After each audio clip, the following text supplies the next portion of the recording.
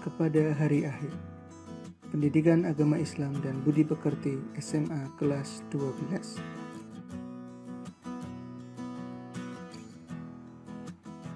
Kompetensi dasar: meyakini terjadinya hari akhir, berperilaku jujur, bertanggung jawab, dan adil sesuai dengan keimanan kepada hari akhir, menganalisis dan mengevaluasi makna iman kepada hari akhir, menyajikan kaitan antara beriman kepada hari akhir dengan perilaku jujur, bertanggung jawab, dan adil.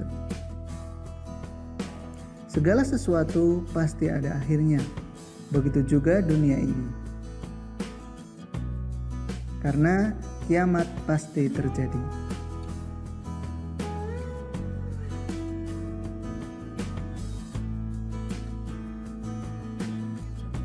Hari akhir adalah hancurnya bumi dan alam semesta beserta seluruh kehidupan yang ada di dalamnya.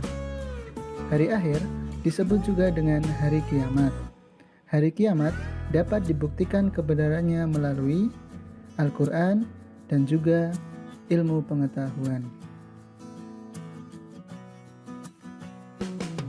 Menurut Al-Quran, hari kiamat dibagi menjadi dua, yaitu kiamat sugro dan kiamat kubro. Kiamat sugro adalah peristiwa datangnya kematian bagi semua makhluk termasuk manusia yang bersifat lokal dan individu. Kiamat kubro adalah peristiwa berakhirnya seluruh kehidupan makhluk dan hancurnya alam semesta. Berdasarkan ayat-ayat Al-Quran, bumi akan digoncang-goncangkan. Kemudian dari dalam bumi keluar zat-zat berupa magma dan lava. Matahari digulung-gulung dan bintang-bintang jatuh menjatuhi bumi dan bertabrakan sehingga semuanya hancur. Manusia hanya bisa pasrah dan hanya Allah lah yang maha kekal. Kiamat menurut ilmu pengetahuan. Menurut teori astronomi, matahari sebagai pusat tata surya memiliki daya tarik-menarik yang menyebabkan planet-planet bergerak teratur dan seimbang. Namun lama-kelamaan daya tarik-menarik akan berkurang bahkan hilang, sehingga planet-planet akan keluar dari jalur orbitnya dan akan saling bertabrakan kemudian hancur. Menurut teori geologi,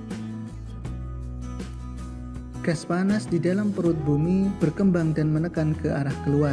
Tekanan bumi seimbang karena di luar ada tekanan atmosfer. Tekanan dari luar semakin lama semakin lemah bahkan hilang. Akhirnya gas bumi akan meledak keluar dan hancur.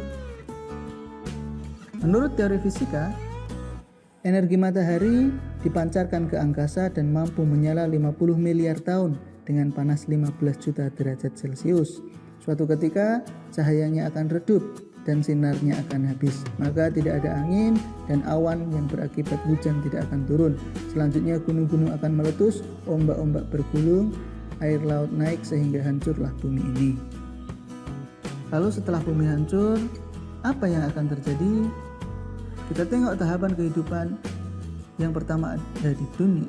Manusia akan mati, kemudian masuklah ke dalam yaumul barzakh atau alam kubur. Kemudian dunia dan seisinya termasuk kehidupan akan hancur pada yaumul qiyamah. Kemudian manusia-manusia yang mati itu akan dibangkitkan pada saat yaumul ba'ats. Manusia-manusia yang mati akan dibangkitkan lagi di suatu tempat padang mahsyar yang disebut peristiwa yaumul hasyr.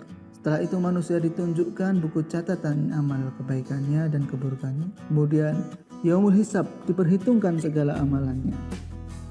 Kemudian yaumul mizan, ditimbang segala perbuatannya yang baik dan yang buruk. Kemudian manusia diberikan kesempatan untuk berjalan di as-sirat. Apakah manusia itu dapat melaluinya atau tidak dapat melaluinya. Dan manusia akan mendapatkan balasan atas kebaikannya ataupun keburukannya yang disebut dengan yaumul jasa.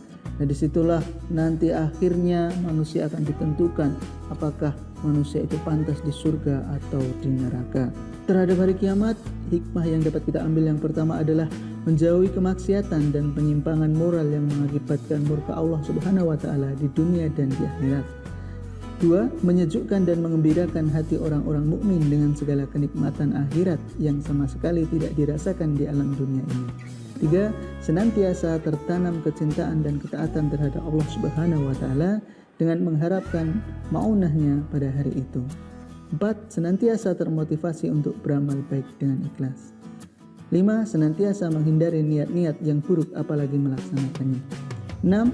Menjauhkan diri dari asumsi-asumsi yang mengkiaskan apa yang ada di dunia ini dengan apa yang ada di akhirat. Kita berkaca, sudahkah kita menyiapkan hari akhir kita?